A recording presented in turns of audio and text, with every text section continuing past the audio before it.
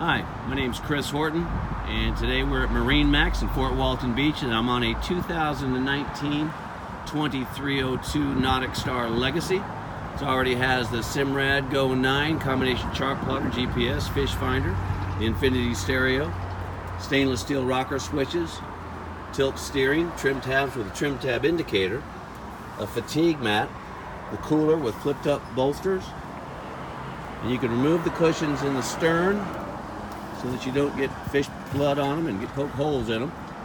But if you want to go out with a family, you've got plenty of seating. This is powered by the 200 Yamaha 4-stroke, and if you buy before the end of August, I'll give you an additional 2-year warranty, so you get a 5-year parts and labor warranty on that boat. Canvas T-top, bow cushions up front with bow backrest. Plenty of space.